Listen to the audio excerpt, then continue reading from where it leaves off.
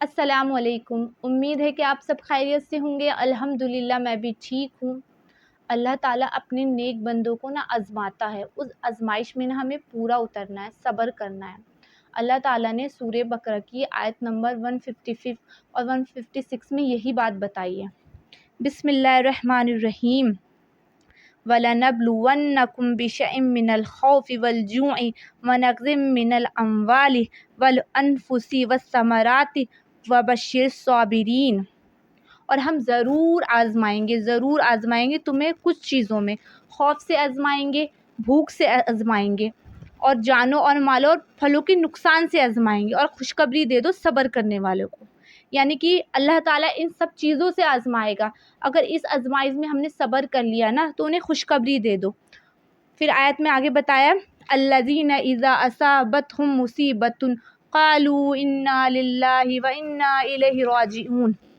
اب صبر کرنے والے لوگ کیسے ہیں؟ جب انہیں مصیبت پہنچتی نا، وہ لوگ جب انہیں مصیبت پہنچتی تو وہ کہتے بے شک ہم اللہ کے لیے ہیں اور ہم اللہ کی طرف لوٹ کر جانا ہے۔ یعنی انہیں مصیبت بھی پہنچتی تو اس پر بھی یہ کہتے ہیں کہ یہ جو ہمیں مصیبت پہنچی ہے نا تو ہم اللہ تعالیٰ کی طرف ہے اور اللہ تعالیٰ کی طرف ہمیں لوٹ کر جانا ہے۔ اس کانٹیکس میں ایک حدیث آتی ہے مسلم شریف کی، اس میں سلمہ تھی، جب ان کے خاوند کے ان کے شوہر کا انتقال ہوا، انہیں پتہ چلا تو انہیں رسول صلی اللہ علیہ وسلم نے ایک دعا سکھلائی تھی۔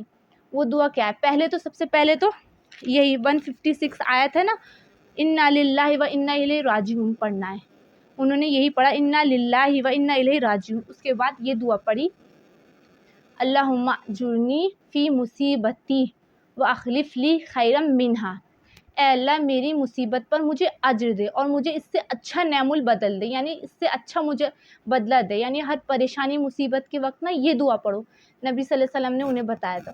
تو انہوں نے یہ دعا تو پڑھ لی، پھر وہ سوچنے لگے کہ ابو سلمہ جیسا خاوند کس کا ہوگا؟ میرا خاوند جو ہے، میرا شوہر تو بہت اچھا تھا، مجھے کہاں ایسا شوہر، مطلب اس سے اچھا شوہر کہاں ملے گا؟ میرا شوہر تو بہت اچھا تھا۔ وہی سوچ، انہوں نے دعا تو پڑھ لی، لیکن نبی صلی اللہ علیہ وسلم نے بتایا تھا کہ تم دعا پڑھو گے نا تو تمہیں اس سے اچھا اللہ تعالیٰ نعم البدل دے گا۔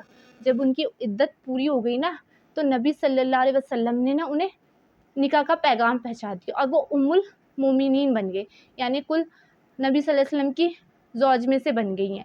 تو دیکھو اللہ تعالیٰ نے انہیں کتنا اچھا نعم البدل دیا کہ انہیں اللہ تعالیٰ نے ام المومنون بنا دیا ہے، اور اتنا اچھا۔ اسی لیے ہمیں بھی کبھی بھی کوئی پریشانی، کوئی نقصان ہو جاتا ہے، ہمارا مالی جانی یا کیسے بھی کچھ بھی نقصان ہو جاتا ہے نا تو ہمیں فوراً یہ دعا پڑھنا چاہیے۔ مطلب دن میں 10 بار پڑھے، اگر ہمیں کہیں ٹھوکر بھی لگے، ہماری کوئی چیز ٹوٹ گئی، کھو گئی، کچھ بھی ہو گیا نا تو ہمیں فوراً یہی دعا پڑھنا چاہیے، کیونکہ اللہ تعالیٰ نے ہمیں اس سے اچھا نعم البدل دے گا۔ ہر پریشانی میں ہمیں یہ دعا پڑھنا چاہیے۔